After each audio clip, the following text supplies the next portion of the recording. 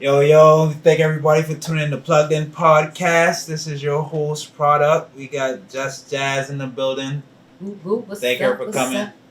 through the day. I bet I'm having some technical difficulties. I gotta make sure everybody can hear me. Hey, y'all make sure y'all let me know if y'all can hear me or not.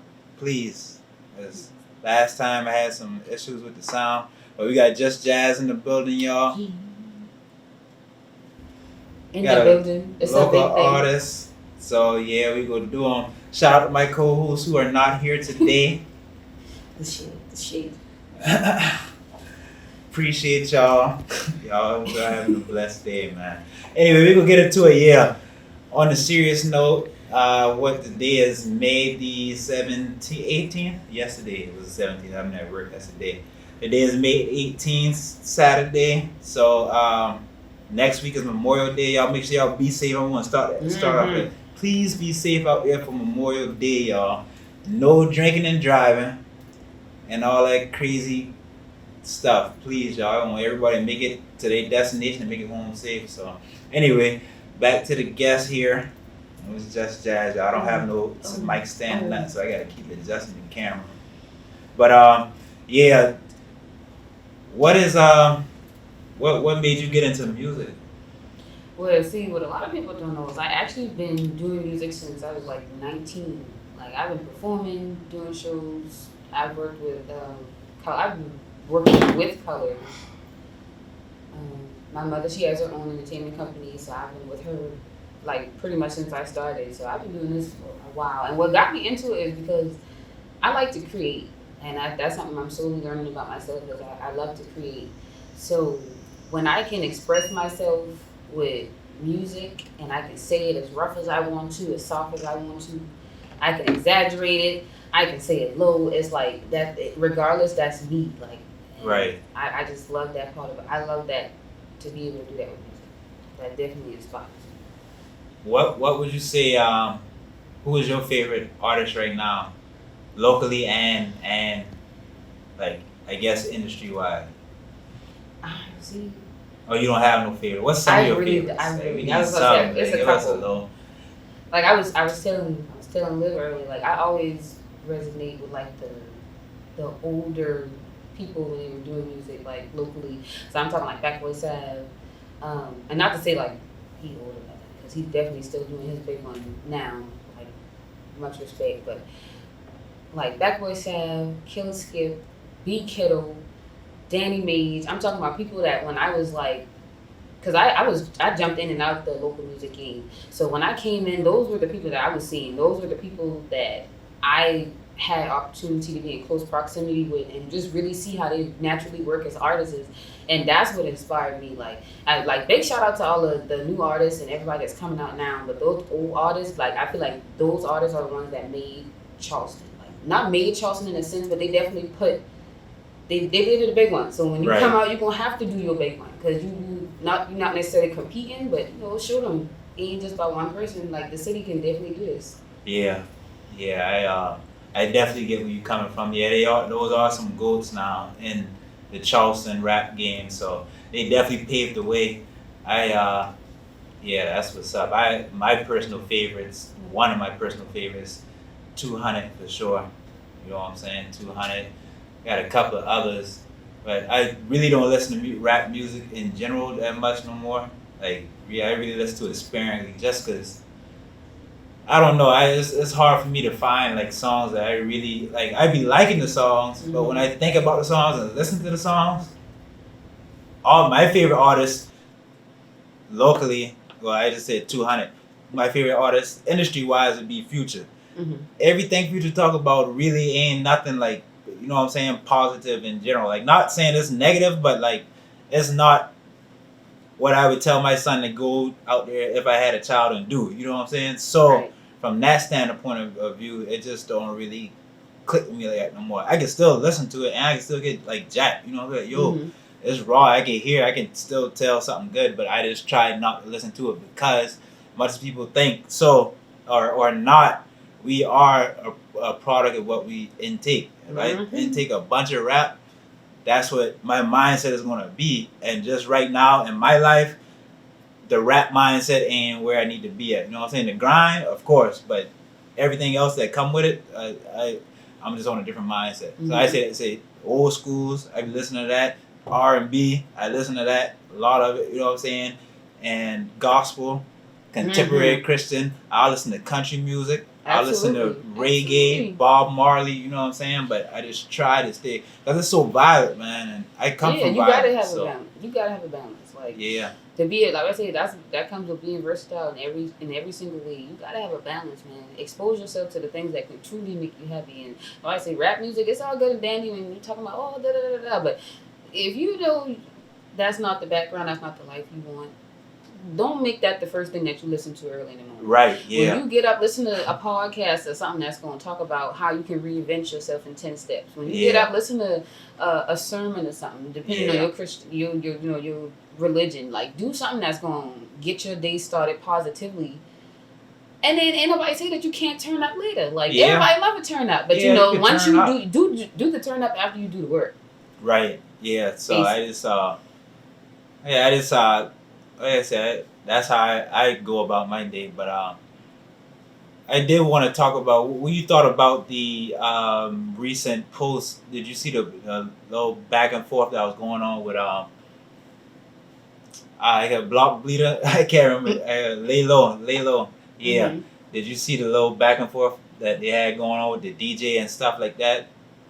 I mean, I saw the status of it. I didn't necessarily pay attention to any back and forth because I try to not pay attention to that side of it. Right. It wasn't them going back and forth. It was the fans going. Like, everybody. And that's the crazy part about it to me. Like, that's the crazy part because some of the things people were saying just going too far. I don't care if it's a joke or not. Some things you shouldn't say just because somebody who's not as mentally strong as a person might be. Mm-hmm.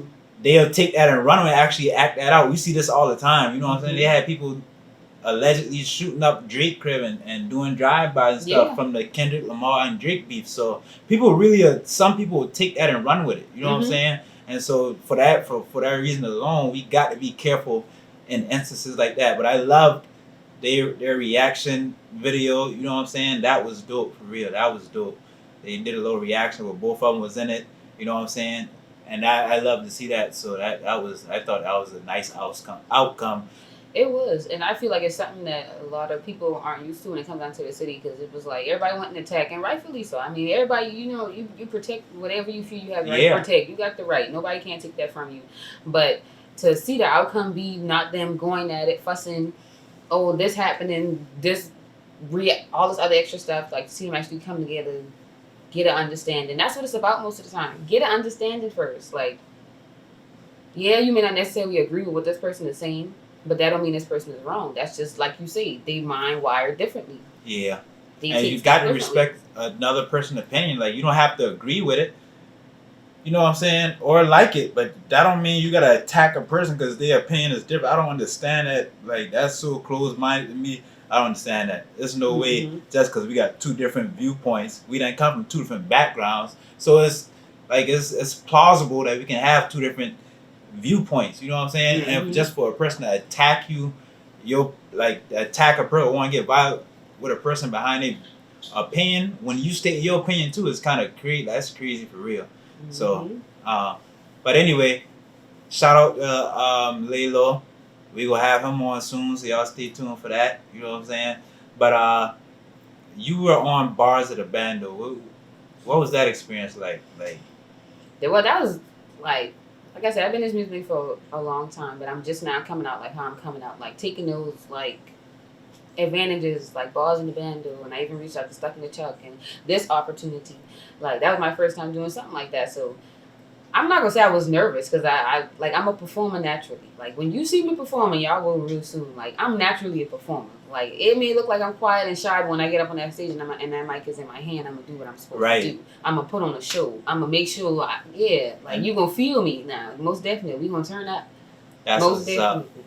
So that experience, it was nice. I loved it. I got to experience it with my sisters.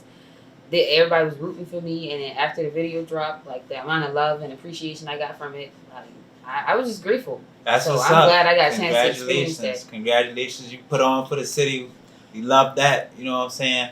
And I always love to see people doing positive stuff and getting out there. You know what I'm saying? So that's what's up. That's what's up. And congratulations too. Congratulations, and we are honored to have you here on our platform. So we thank you. You took time out your day, and that's always, you know what I'm saying. We make sure we speak our gratitude. So make sure you want to say congrats, because everybody ain't on bars of the bando, and some people I did see. Never mind. I'm not even gonna speak my opinion. I'm not gonna say that. You know what I'm saying? But I'll just say that's a big move. You know what I'm saying? So we definitely proud of that. What would you say was your biggest challenge so far, in like music in general, or not even music? What would you say? Let me ask you this question. Let me switch this. What was your upbringing like? Like, what was your childhood like? We gonna switch gears. Like a movie, and I'm pretty sure everybody can say that, but no, my childhood was literally like a movie. Like, I'm talking about being exposed to most of what you can think about when you think about a black child growing up, poverty, projects, house to house type situations, hotels, like got pregnant young, had kids young. Like, it's I done lost brothers, I done lost uncles. Like, for real, like, we done been in shootout, drive-by situations. I'm talking about where literally split seconds, and situations would have been way different. Like, split second. I at one point as a child was so troubled. Like, I literally, man, I don't know. I can't tell you what was wrong with me, but I can tell you I come a long way, because I come from a child at 12 years old, facing almost 22 years in prison for an assault and battery charge at a high aggravated nature. That man been ready to see me out the way. I wouldn't be sitting here. I mean, I probably would be, but I dang sure wasn't going to be. I doubt I'd be talking about music. I doubt I'd be even in a space as a child from 12 years old. 22 years, what? So that's what's up. I love my life has been filled with adversity, so I definitely can relate. And I respect anybody who is able to navigate through so many challenges, and you just get to a space where they not resenting everything. First of all, that's very difficult. Mm-hmm. That's very difficult not to do. You know what I'm saying? It don't matter how mentally strong. Anybody who's going through, like, especially as a child going through traumatic situations, it is extremely difficult to not grow up, be an adult, and not just resent everything. Right. You know what I'm saying? So I'm thankful and grateful that I was able to get past that. You know what I'm saying? But I commend anybody who grew up. You know what I'm saying? I grew up in poverty. I don't know about everybody else, because it seemed like everybody else. Ain't nobody never struggled. That's how you. Yeah, and that's crazy. And we will talk about that in a second too. But yeah, I grew up in poverty, and so to see anybody who's doing positive things in their adult life, I always commend that, because that's not as easy as everybody make it or made thing. Matter of fact, we see it every day. That's why everybody be like shooting people and stuff like that. Like, that's literally, some of it is a direct byproduct of their upbringing. Absolutely. And they have not learned how to cope with their emotions, and so they are emotionally unstable, and so they literally will lash out. I used to be emotionally unstable, but the first thing is about awareness. So yeah, if you never be like, if you never are self-aware enough to be like, yo, ain't no way every situation I get in is everybody's fault except for mine. So when you look at that and you start looking deeper, and then you start comparing situations, and you realize what actions you did that led up to certain stuff. Yeah, certain stuff do deserve a reaction. Some things don't. And sometimes the ramifications behind the actions are too major for you to have to do that. Yeah, you can't do that, because my family depending on me. Ain't no way I can pop bruh because, I apologize, unalive this person. I forgot, social platforms. Unalive this person because my family depending on me. So you gonna let your family down because your pride right now in a situation that, if you really think about it, it's not threatening your livelihood, your family, nothing. It's just a pride thing. So that's a big thing also. But it's about controlling your emotions, and it goes back to what they used to tell you in school. Like, you have to learn how to control your emotions. You lash out teacher tell you something, you ready to throw kick this. Now I'm saying you out of school for a couple of days for what? When all you had to do was just chill out, take a little breath for 12 seconds.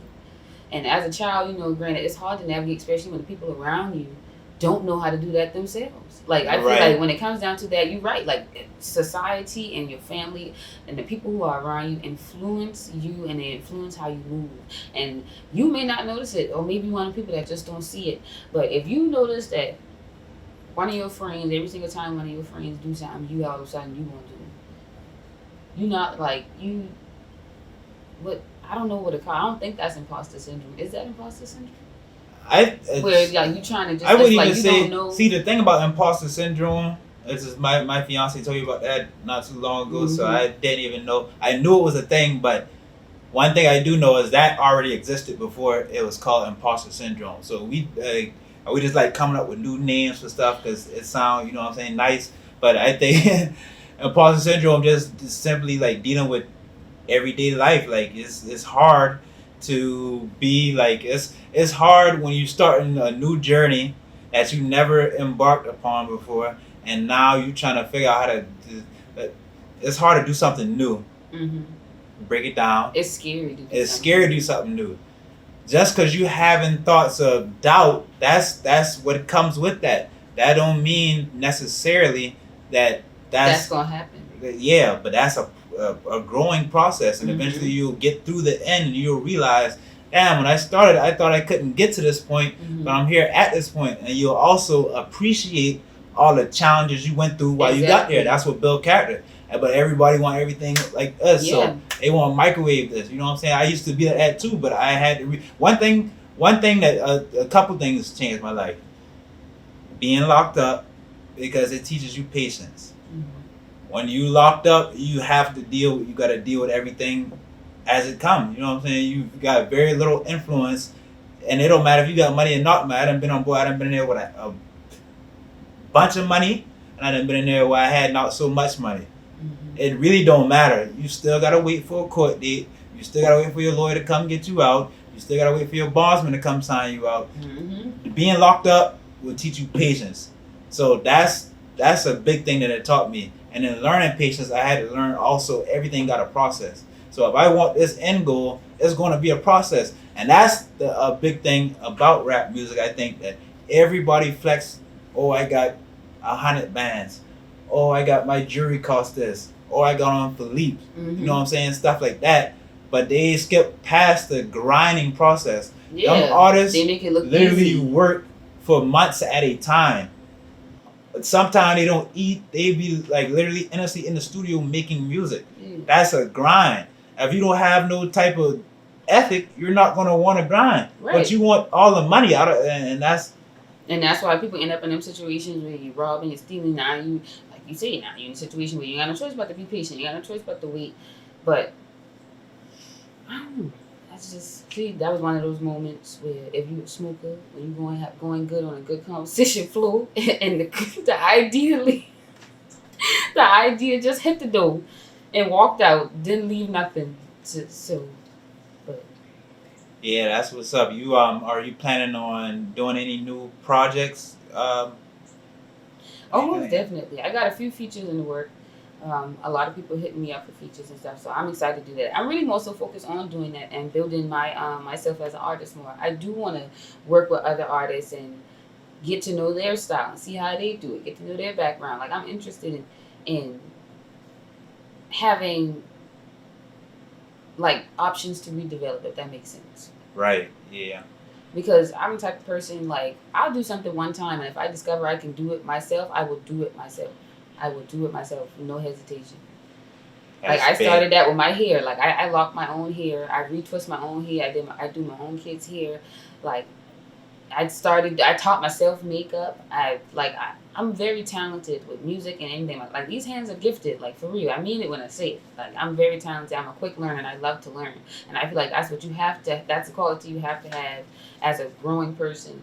As far as developing your mindset, you have to love to learn, or you have to at least want to learn. Because, like, when you learn something, you can't unlearn it. I don't care if you feel like you're going backwards in life, or if you feel like, dang, I thought I had noticed, and I thought it would go like this. It don't matter. Reapply. Keep trying. Like, that's true. And you can't unlearn. You can forget it, but it comes. It's still in your memory bank. But yeah, that's what's up. What when you were on Bars of the Bando, that was just a solo thing, or you was with other people, or like? How do you mean, like the? Like, did you have an entourage behind you? Oh yeah, most definitely. Okay, who? Oh yeah, my girls was there. They were definitely in the video. Like, I one of my girls sitting on the chair, and I had my other one on live watching, cheering me on. So yeah, they're my little sisters. What is when it comes to support, and I'm just saying, I'm gonna speak personally from what I'm going through now, is that it is very difficult to. I can get a response. I get responses all the time. First of all, a lot of these people I knew for a long time, like before they really started rapping. They know me. We used to, you know what I'm saying, trade and barter. If you catch my drift. But yeah, I know these guys for a while. And so when I reach out to them, I don't reach out so much as when I reach out to them, I reach out like, yo, what's up? I'm willing to pay. You know what I'm saying? So it's not like free or nothing like that. But it's just hard to get anybody to be like, yeah, I'm gonna do it. And I don't know if it's because it's me or if it's like, I don't know. But sometimes I get the feeling like they just feel like they're too big. A lot of them are big. You know what I'm saying? But I feel like we shouldn't be too big to assist each other out, because I'm going to pay my way first of all. You know what I'm saying? And it's not everybody at all. But it is some people, and I just want to ask about how you feel when it comes to support. Is what I'm getting at, really, because of course you don't have to support. Like, everybody got their own ways of supporting, but when you think that when you get to a point where you like, yo, I want to do this, I want to do that, you know what I'm saying? You reach out to me and ask me for support. You would think I'd be like, yeah, I'll do them. You know what I'm saying? You would think the person would return that, although it's not really guaranteed. But I would think, you know what I'm saying, is that the person. So my question would be to you is, how do you view support? Like, do you think that we gotta support each other more, or you think that? Because I think people really feel like if they can just outshine the next person, that'll propel them to the next level. I think if people work together more, that'll propel everybody to a higher level. Your talent will show regardless. You know what I'm saying? Okay, well, see, I heard something. See, what you saying to everybody to another level, I understand that. Now, I heard something a while ago where it was like, in this world, you do have to have a balance. And the balance comes from, there are going to be some people that you will have to leave behind. So in the sense of, I feel like that's why everybody rides so hard when it comes down to Charleston working together and everything. And that's a great concept. But in a sense, everybody can't make it. Right. Like, everybody, and I'm not even talking about artists, I'm talking about people, mindsets different. People view things differently. Everybody can't make it. You're going to have to leave some people at the bottom. What somebody else might not do, that's them. That's always a reflection on them. Because I promise you, the same people that you beg for support from, that supported you from the bottom, will be the same people that you be begging for support from whenever you're going through a rough time. If you got to come back to a person, you damn sure better be careful how you treat that person. But as far as like support, I feel like the same way you got to have like a fan base, you got to have a support base. You got to have them people that even though maybe you out there, you doing your thing, but look out for me every once in a while. Help me, help me a little foot. And I ain't asking you to kick out, I ain't asking you for no bread. Like, for example, like you say, I ask if you ask them to come on a podcast. If you got the time, make the time. You ain't got to kick out no bread. Most of the time nowadays, the bigger you get, the more money you spend. Something free, something you can clear your mind, you can get something off your chest. And then you still talking to the same people that built you up. Like, you reaching out to the same city that the people that support you, the people that don't like you, people that don't fuck with you, regardless, they tuning in. And people love to see bigger artists on I'm not going to necessarily say a smaller platform, but I'm going to say a newer platform. Like a platform that not maybe everybody's not necessarily used to. Right. So I feel like in that way, I do agree. Yes, if you got the time, make the time. Like, and it's the crazy part is just like I reached. Well, I didn't reach out to you. Bree reached out to you, and y'all, you know what I'm saying, collaborated. You here now. mm-hmm. That's why, just like, I appreciate that. I appreciate that a lot because it's like it is difficult to get mm-hmm. people. I don't know if it's an ego thing. I don't know what it is, but it's difficult. You know what I'm saying? And I'll pay my way, but at the same time, like, yeah, I just really people just want an opportunity, and someday you're gonna want that same opportunity from somebody else, and they might view you as the same thing. You know what I'm saying? So I just say that to say I think karma, you know what I'm saying, is real, and so I just try to. But you're right. Everybody can't come, and I definitely know that. But yeah, I just. Well, I'm also speaking for the ones that can and just don't. They just don't want to make the time, and it's Right. also maybe because they are a little egotistical, head big. That's fine. I mean, you. Right. But like you say, And I get it. Karma. And some people so might when they be come like, around, yeah. Because there's a lot of things I share on a daily basis. I don't, you know what I'm saying, necessarily agree with it, but I see you doing something positive. I'm gonna share it. Because one of my friends, you know what I'm saying, is social media. Anybody can see it that you are not attached to. Exactly. And that could be the opportunity. You know what I'm saying? So for that point alone, I'm going to share it if it's not negative. But we going to wrap this little part up. Thank y'all so much for tuning in. We coming right back. Plugged In Entertainment. We got Jus Jaz in the building. Live Legendary Production. Thank y'all for tuning in to Plugged In Entertainment Podcast. We are back. We got Jus Jaz in the building. One quick reminder, this is brought to you by Live Legendary Productions for all your recording needs, music videos, big shout out to Liv. Events, photo shoots. Hit up my fiance, Live Legendary Productions. But yeah, thank everybody for tuning in. Y'all, we got Jus Jaz. She's the local artist, makeup artist too, right? Yes, talent. She's a local talent here. She's very versatile and well versed in many different areas. So we thank her for coming in. What did you think about that teacher situation that was going on? You got any? I feel like, in a sense, I do see. I feel like it was definitely wrong for him to be attacked, right? But I also see it as from the side of a parent to where if my daughter was standing in that video, I probably would have felt some type of way. Like, not necessarily, and that may just be from something that I've dealt with as a child coming up that I may not necessarily be comfortable with, as far as like the relationship between a man that's not necessarily that a man period, because relative don't matter, the relationship between a man and a child of a certain age.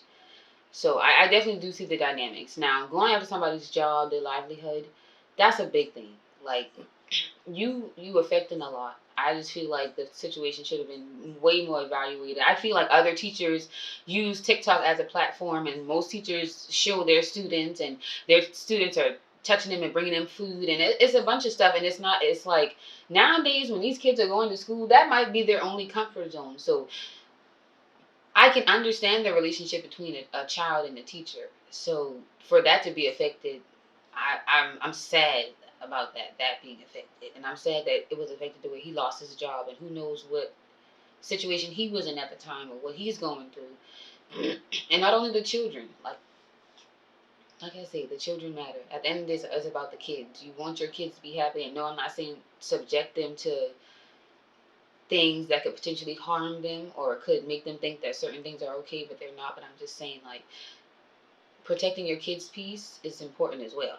Yes, it is.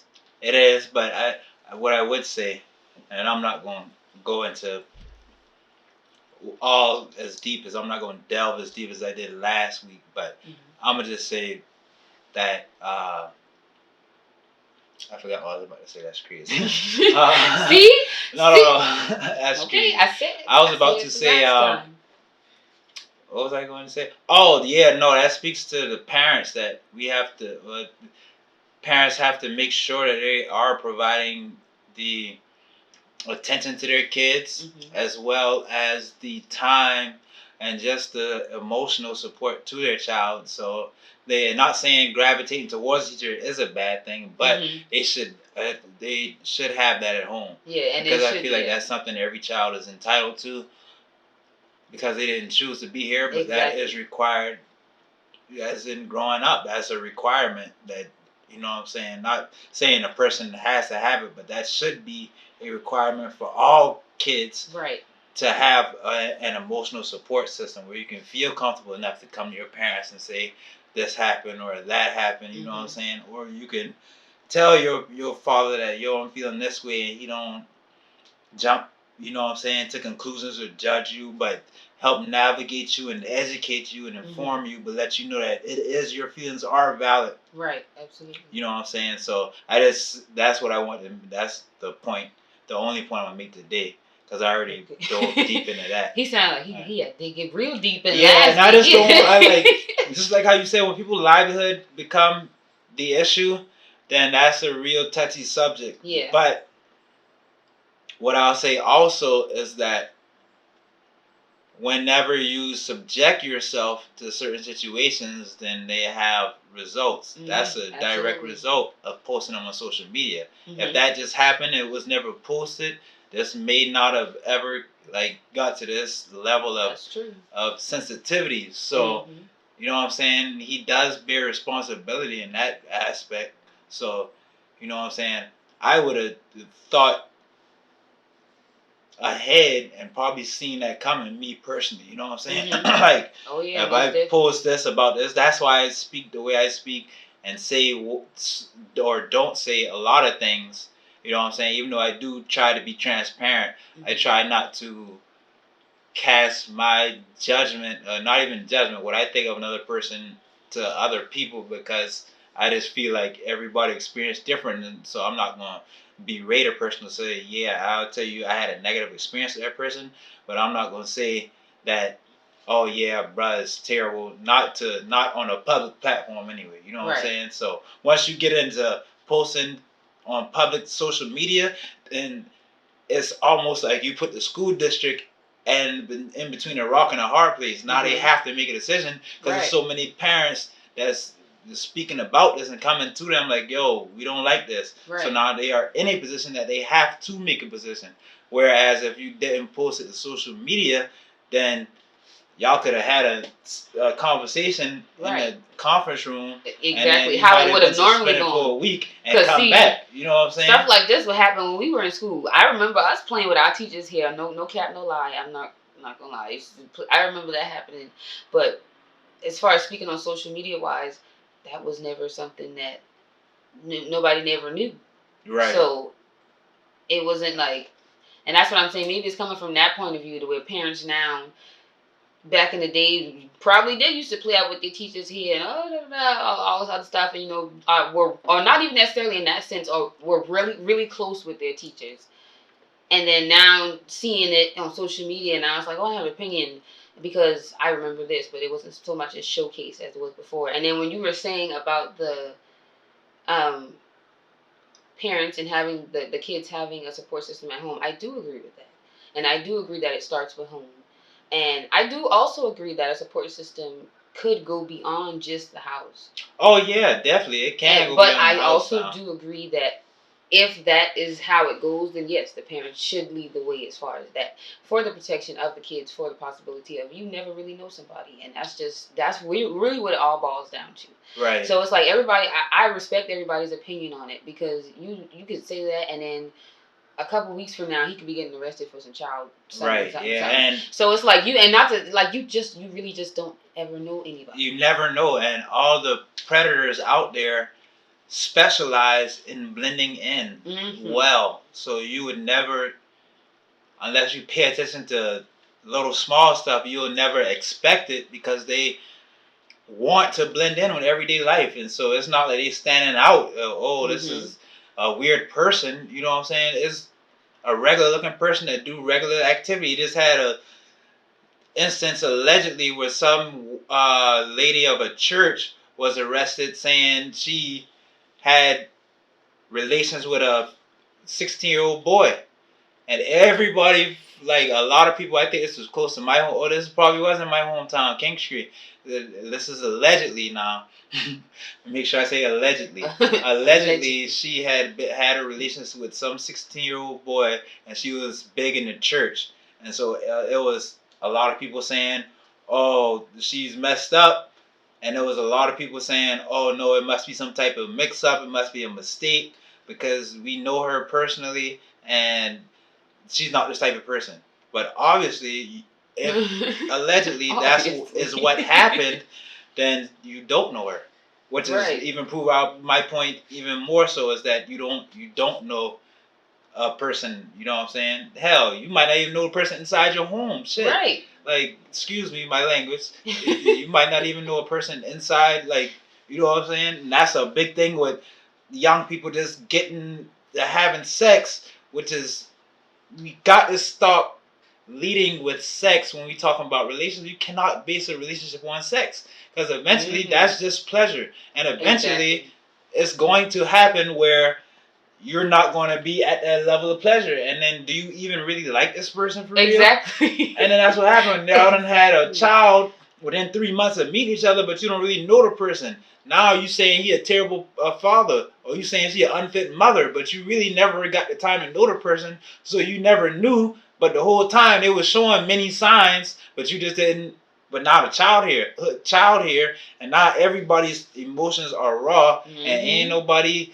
Like it's no room for error because everybody's so tense already. Ain't nobody getting no sleep because the baby always wake. Oh, she bothering you for money. Oh, he bothering you, and you can't get no rest, or you can't get no relief from taking care of the child. And then ultimately, and so you now, a cycle. Right, and so now y'all just at each other's neck, and now you really get to see, do I like this person or not? You know what I'm saying? And that's a big thing in our cultures. We got these kids leading with sex. When it started. And then they got us so brainwashed. It's so crazy because they got us brainwashed. It started with porn. Now it's so prevalent. We got Twitter called X, literally. What do they call porn? XXX. Twitter and is that's named all you see on X. Twitter. Everything they post on Twitter is not everything, but a big majority of posts they post on Twitter is X-rated. You know what I'm saying? And these kids have access to that. You can make a fake page and say you another age. It's not no real type of like parental guidance guidelines. Yeah.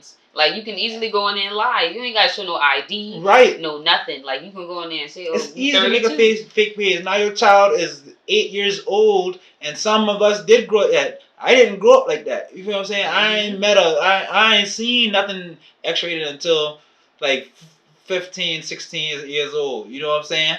That's when I started discovering them type of stuff. You feel what I'm saying? So I wasn't but my dad was strict. He didn't let us watch certain movies. He didn't let us watch certain parts in certain movies, and he didn't let us just watch everything on TV. He did not, and I'm grateful for that now. You know what I'm saying? Because like I said, we just in a real hypersexual culture, and now everybody want to make it seem like, yeah, it is okay, you know what I'm saying? But now everybody make it seem like that's just the point of life. You know what I'm saying? It's just sex. And this is what I see. That's what they want to do. Like, right. Because it's like at some point you gotta, at some point, maybe, I don't know. It's just, everybody go through their own journey. I'll say that. So if that's something that you feel like you gotta experience, okay, that's fine, do that. But if that's something that you literally basing your whole life on, like, all I'm gonna say is just try to stop the damage before you get too damaged. Because at some point, I'm pretty sure you're gonna get older and you're gonna say, I do want a family. I do want to settle down. I do want to be loved and treated properly. And maybe you are getting that in a sense with the situations that you create, and piece by piece, you get this here, you get that here, you get this here, and that's comfortable for you at the time. But at some point, you gotta want to snuggle up to that same one person every night and create a foundation, build on a future, and it's not easy. In the process of doing that, it ain't gonna be easy. But like I say, don't tire yourself out, because you go out here, you do that, and you give yourself away, and then you ain't got nothing else to give to that person that you need to give it to. You if you don't mind me asking, how old are you? 28. 28. What would you tell your 10-year-old self, and knowing what you know now, what advice would you have for your 10-year-old self? Let's say even 8-year-old, whatever age you started really grasping and understanding, you know what I'm saying, like real life stuff. Mm-hmm. What would you tell your 10-year-old self, or whatever age? I apologize. I I would. didn't mean that. Oh no, that's please. I would first tell myself that I'm beautiful. Because as gorgeous as I know I am now, I never felt this way up until recently. So the first thing I would say is that I'm beautiful, I matter, and in the mindset that I am now, I would just tell myself to focus on me, focus on my thoughts, focus on controlling my emotions. You are not who they tell you you are. Type shit. Yeah. That's real, man. I just did you have your dad in your life or no? Mm. Or Uh, not necessarily. And part of that was because of prison, because he served 15 years. And then another part of that was simply because I guess he just didn't want to. Because he did his 15, came out, we grown full grown adults, even lost my brother, me and my brother, one of my brothers that I lost, we share the same father and mother. So just for him to get out and everything was seemed like nothing changed, everything was still going the same. I was like, now I gotta figure it out for myself. Let me try to go back and see what I can take from different situations that my daddy should have taught me. Let me see what lesson I was supposed to learn. Now that's the mindset I'm in now, because it's like you can want somebody in your life and you can reach out and you can try, but at the end of the day, it's like they gotta want to be there. They gotta want to do it.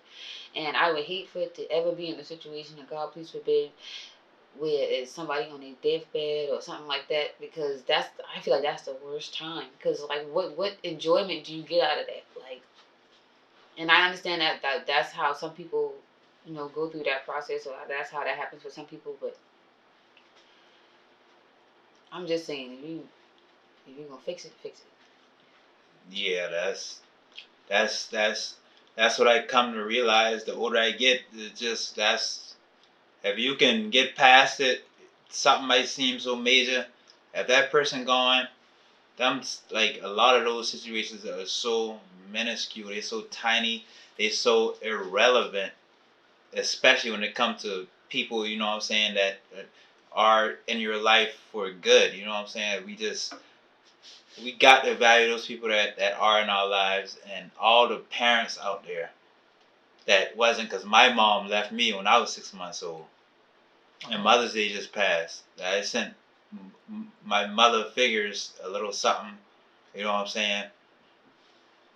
But one thing I do know, I thought for a while that I wasn't affected when I got older, until I went on the path of trying to create a relationship with her, and in that process, and just what I realized about her as a person, as opposed to what my dad told me. And I know some of his stuff was from resentment, but some of that stuff he wasn't lying about. You know what I'm saying? Her character, and I'm not knocking her at all, but I'll just say to any parent out there that your child needs you. They didn't ask to be here.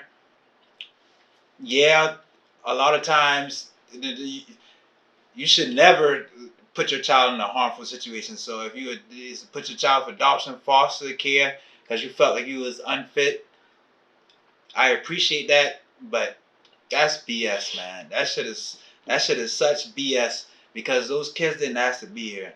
It is your responsibility. Once you have a child, you don't have a choice no more. And as we feel, there's no more choice. That's your responsibility now, to raise that child up as best as they can raise up. Not as best as you want, as best as they can. And so when y'all leaving y'all kids out here, it affects the kids in a negative manner. Now, some kids are able to channel those emotions into positivity, but it's not easy to get over. You know what I'm saying? And just me reaching out to my mother and her just, you know what I'm saying, pretty much at that time and period, she was still on the same type of time.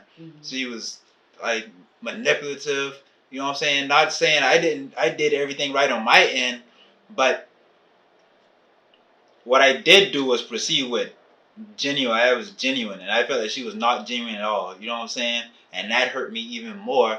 And then I started thinking about a lot of stuff my dad was telling me. You know what I'm saying? And then and then I made me appreciate my real mom even more. You know what I'm saying? Because she literally raised me like I was her own, and she never treated me no type of different for her biological son. You know what I'm saying? And for that, I was very appreciative. The most sweetest lady I ever met in my life. Like, she will literally give anybody anything. So I just wanted to say it's important. Dads, y'all got this. We got to come on. We got to step up for real now. We just be on social media joking all day about this and that about the moms. Men, we got to step up. Black men, we have to step up, bro. We have to step up and raise good men. Because what's going on right now, we can see it. The proof is in the pudding.